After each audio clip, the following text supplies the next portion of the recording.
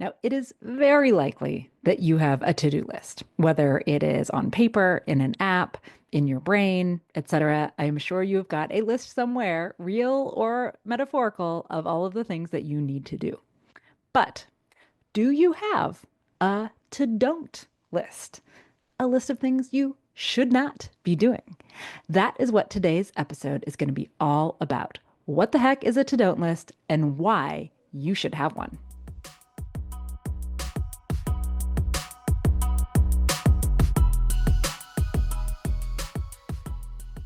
Welcome to the Do More, Stress Less podcast. I'm your host, Alexis Hasselberger, a time management and productivity coach. In every episode, I give you actionable, practical tips to help you learn to use your time in a way that feels good to you every day. No more hustling, scrambling, or struggling to keep your head above water.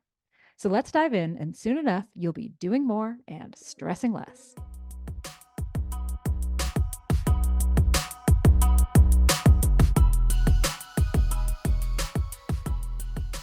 Look, your to-do list is a mile long. But what about your to-don't list? Now, what is a to-don't list? Well, I'm so happy you asked.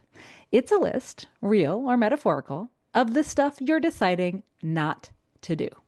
Now, why do you need this list at all? Why is it important to have a list of the things that you are not going to do?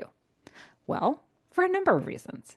So, honestly, we often just accept things onto our to do list, whether or not they're worthy of our time. We don't even think about it that much at the beginning. They just, something that has to be done and goes on the list, right? Or sometimes things stay on your list, your to do list, when they're no longer relevant. And then they're causing extra stress. You're thinking you still have to do them, but you don't.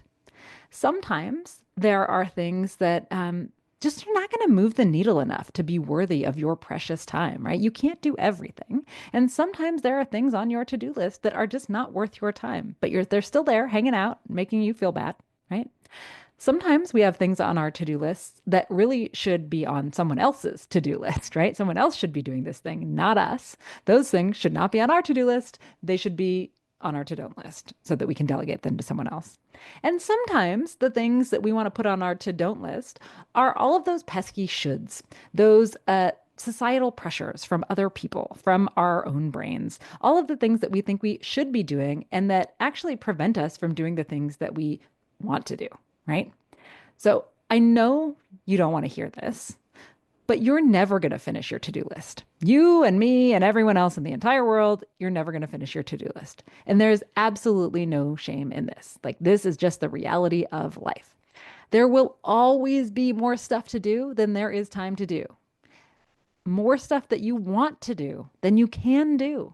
Like, this is true, right? I wish it weren't. I wish I could just, put my magic wand there and say, nope, now you have time to do everything. But that's not how it works. You and I and everyone else, we could all work 18 hours a day for the rest of our lives, every single day, and there would still be more to do the next day, right? How you spend your time is a choice. And inherent in choice are trade-offs. So I'm here to relieve you of the notion that because you're not finishing your to-do list every single day, that there is anything wrong with you. There is nothing wrong with you. You might just need a little bit of time adjusting to the reality of life, the reality that you're not going to do it all, and neither am I. And the logical next step to realizing that you're not going to do it all is agency and choice. If you're not going to do it all, then what are you going to do? And what aren't you going to do? And that's your to-don't list. I want you to be just as proud of the stuff that goes on your to-don't list as the stuff that you cross off your to-do list.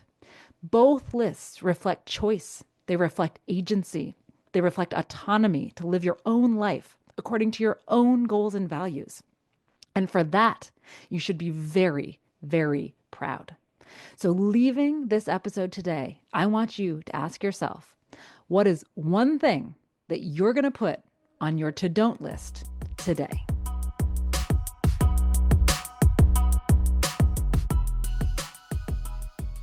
And that's a wrap on today's episode of the Do More, Stress Less podcast.